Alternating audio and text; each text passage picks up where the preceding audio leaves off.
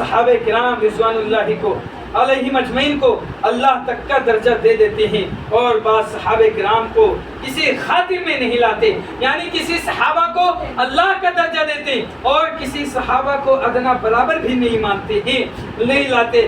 ایسے افراد کو اپنے اس فعل میں، یعنی اپنے اس کام میں اس کو نظر ثانی کرنی چاہیے، اس کو سوچنا چاہیے، اس کو غور و فکر کرنی چاہیے، کیا ہم کسی صحابہ کو اللہ کا درجہ دے سکتے ہیں اور کسی صحابہ کو ایک دم گرا دیتے ہیں، ان کو ایک عام امتی مان لیتے ہیں؟ نہیں میرے بھائیو، یہ ہلاکت کے اسباب ہیں کہ اگر ہمارا سماج، ہمارا معاشرہ آج اتنی ذلت و رسوائی کا سبب ہے، آج اتنی ذلت و رسوائیاں ہو رہی ہیں، مسلمان اپنا پہچان بتانے کے لیے مارا جا رہا ہے، مسلمان اپنا وجود بخشوانے کے لیے مارا جا رہا ہے، مسلمان اپنے رب کی ربوبیت کو بیان کرنے کے لیے مارا جا رہا ہے، مسلمان اگر اپنے آپ وحدانیت اور رب کی وحدانیت کو بیان کرنے کے لیے مارا جا رہا ہے، تو وجہ کیا ہے؟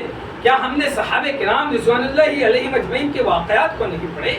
کیا ہم نے صحابہ کرام رضوان اللہ علیہم اجمعین کے عظمت و کردار کو نہیں پڑھا کہ کتنی پریشانیوں کو جھیلا ہے، کتنی تکلیف اور مصائب کو جھیلا ہے، کتنے پریشانیوں کو اٹھائے ہیں، کتنے دقتوں اور کٹھنائیوں کا سامنا کیا ہے؟ میرے بھائیو، سوچنے کا مقام ہے کہ آج جو ہم تک اسلام پہنچا ہے وہ ایسا اسلام صحابہ کرام رضوان اللہ علیہم اجمعین کے ذریعہ پہنچا ہے۔ صحابہ کرام نے وہ پریشانیاں، وہ تکلیفیں، اللہ نے کہا ہم کو جان چاہیے، صحابہ کرام نے جان دینے پر تیار ہو گئے۔ اللہ نے کہا اپنے گھر بار کو چھوڑ دو، مال و دولت کو چھوڑ دو، بزنس و پراپرٹی کو چھوڑ دو۔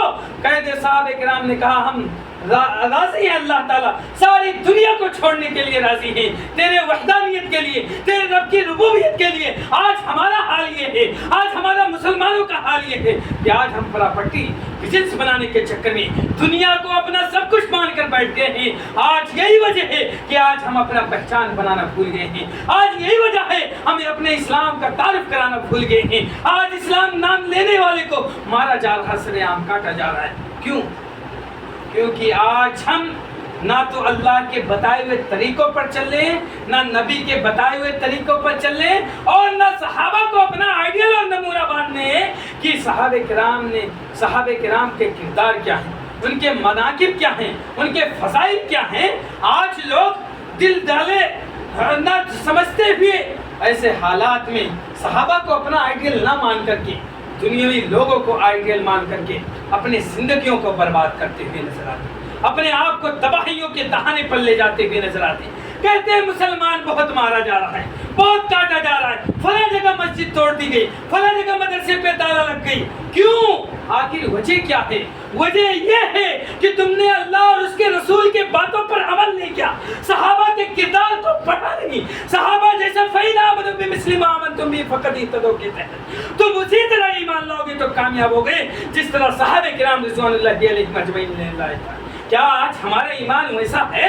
اگر ہم سے کہا جاتا ہے نماز پڑھنے کے لیے، ہم سے کہا جاتا ہے قرآن پڑھنے کے لیے، تو ہمارے دل نہیں مانتے ہیں، بلکہ اگر دنیاوی کام کو کہہ دیا جائے تو دنیاوی کام کے لیے ہم وقت تیار رہتے ہیں، ہر وقت تیار رہتے ہیں۔ نماز جاتی ہے تو جائے، کیا ایک اللہ رب العزت کے بلاوے پر تم نہیں آ سکتے؟ اللہ رب العزت کہتا ہے ایسے لوگوں کو ہم برباد کر دیتے ہیں، ذلت اور رسوائی کے ہمیں گڑھوں میں ڈال دیتے ہیں، پہچان بنانے چھوڑ دیتے ہیں، مارے کاٹے جاتے ہیں۔ کاٹے جاؤ، مارے جاؤ، کیونکہ صحابہ کرام کے کردار کو اپنانی پڑے گی۔ اگر اپنے اس دنیا کے اندر وجود کو بنانا ہے، اپنے اسلام کو بچانا ہے، اس اللہ رب العزت کے کلام مقدسہ کو بچانا ہے، اس کے ہستی مقدسہ کی سیرتوں پر عمل کرنا ہے، صحابہ کرام کو قول و گفتار کو اپنانا ہے۔